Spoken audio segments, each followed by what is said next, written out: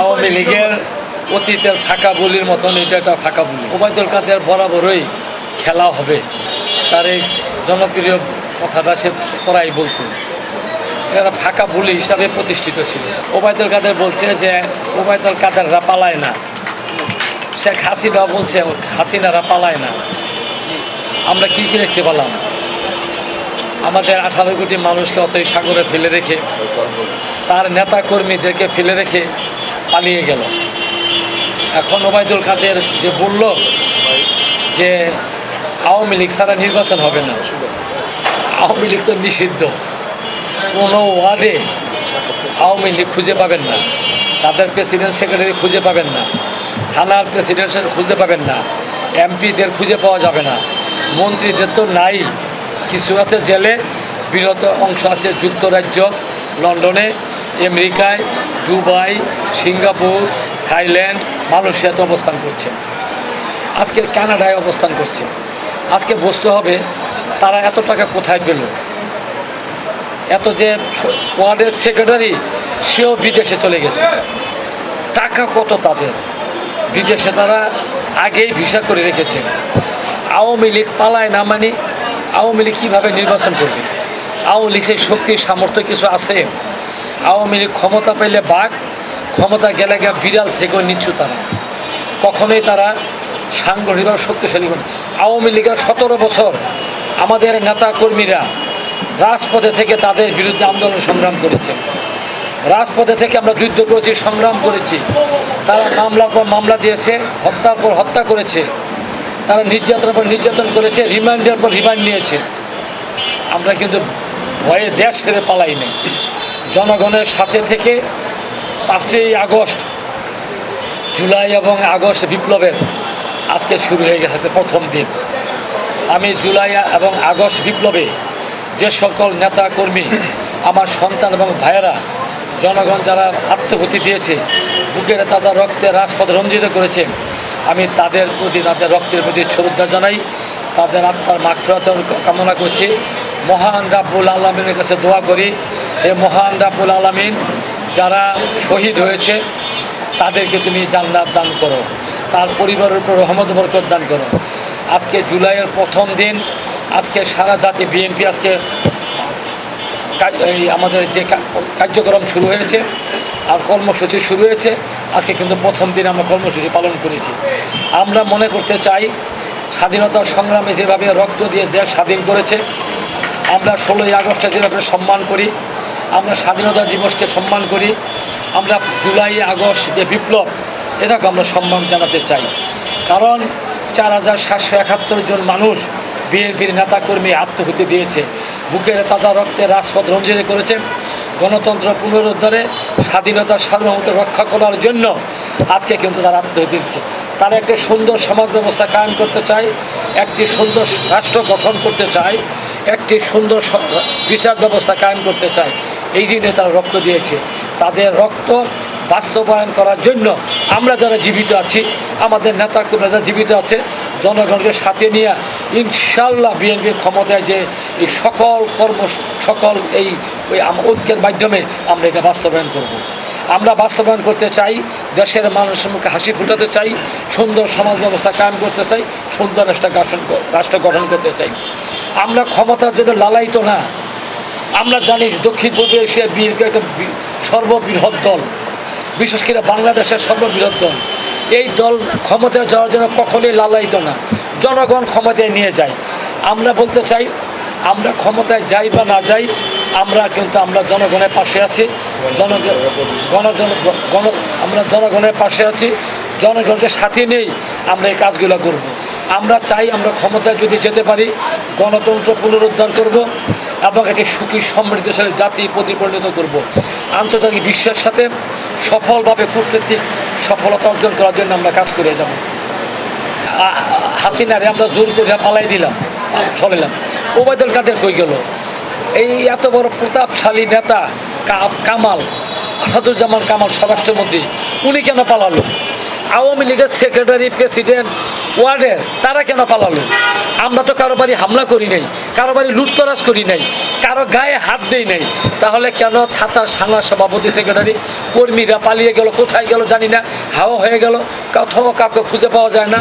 ওরা জানে ওরা অন্যায় করেছে জনগণের সাথে, ওরা অন্যায় করেছে স্বাধীন দেশের মানুষের সাথে, ওরা অন্যায় করেছে, ক্ষমতার অপব্যবহার করেছে, ওরা জুলুম করেছে, নির্যাতনের উপর নির্যাতন, জায়গা জমি দখল করেছে, চাঁদাবাজি করেছে। এত টাকা নিয়ে তারা তো পালাবেই। আজকে দেখেন যারা পালিয়ে গেল তারা বড় বড় কথা বলে। আজকে এখন হাসান মাহমুদ কত বড় বড় কথা বলতো, কেন রে বাবা তুমি পালিয়ে গেলে কেন? একটা সুন্দর ভদ্রলোক মানুষ ছিল, পালালা কেন? তুমি জানো তুমি চট্টগ্রামে কি করেছো? তুমি জানো তুমি এই ঢাকা শহরে বাংলাদেশে কি কি অপকর্ম করেছো? ওরা শেখ মুজিবুর অগত পালানের স্বভাব, হাসিনা কয়ে বাধ্য করছে পালাইতে, অগত পালানের স্বভাব। আপনি মনে করেন 1971 সালের 25শে মার্চ রাতে আর্মি, পাকিস্তান আর্মি, আমাদের ইপিআর, আমাদের পুলিশ, রাজারবাগ পুলিশ লাইনে কীভাবে নির্মমভাবে গুলি করে হত্যা করলো, আমাদের জনগণকে হত্যা করলো। আর শেখ মুজিব সাহেব কী করলো? যাকে বঙ্গবন্ধু উপাধি দিয়েছিল সে কী করলো? তাজউদ্দিন সাহেব তার বাসায় গেল ট্যাপ রেকর্ডার লইয়া, যে আপনি একটা স্বাধীনতার ঘোষণা দেন। উনি বললো যে আমাকে স্বাধীনতার ঘোষণা যদি আমি এখন দেই তাহলে পাকিস্তানের আমাকে হত্যা করবে, ফাঁসির কাছে ঝুলিয়ে দিবে, রাষ্ট্রদ্রোহিতার মামলা দিবে, আমি এটা দিব না। উনি গোসল সেরে ইজি চেয়ারে বসে স্ত্রী পায়জামা পাঞ্জাবি মুজিব কোট পরে চুরুট হাতে চুরুট টানছে, কখন পাকিস্তান আর্মি আসবে তাকে নিয়ে পশ্চিম পাকিস্তানে চলে যাবে। কেন রে ভাই, তুমি 7.5 কোটি মানুষকে অতই সাগরে ফেলে রেখে তুমি পালালা কেন? কোনো দিক নির্দেশনা কেন দিলা না? ওই সময় কে দিক?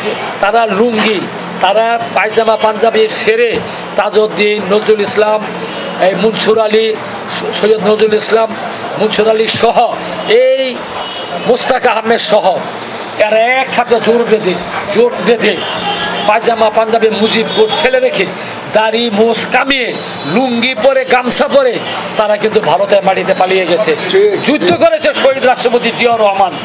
উনি যখন দেখছে বাংলাদেশের 7.5 কোটি মানুষ অথই সাগরে ভাসছে, কোনো দিক নির্দেশনা নাই, এদিক সেদিক ছুটাছুটি করছে, অথই সাগরে তারা হাবুডুবু কাটছে, তখন আমরা ইথারে শুনতে পেলাম, রেডিওতে শুনতে পেলাম, ইথারে ভেসে আসলো, আমি মেজর জিয়া বলছি, বাংলাদেশের স্বাধীনতা ঘোষণা করছি এবং যার যা কিছু আছে তাই নিয়ে পাকিস্তান আর্মির মোকাবেলা করেন, শত্রুর মোকাবেলা করেন। স্বাধীনতা যুদ্ধ শুরু হয়ে গেছে, চট্টগ্রাম আমাদের বিজয় অর্জন করেছি, চট্টগ্রাম আমাদের স্বাধীন হয়ে গিয়েছে। মানুষ আশার আলো পেল, মানুষ একটি দিক নির্দেশনা পেল। এই দিক নির্দেশনা পেয়ে যার যা কিছু আছে সেটা নিয়ে তারা দাঁড়িয়ে গেল।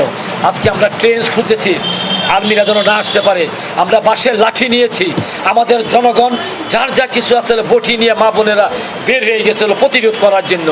তোমরা আওয়ামী লীগ কোথায় ছিল? তোমরা তো কেউ ছিল না, তোমাদের স্বভাব তো পালনের সভা।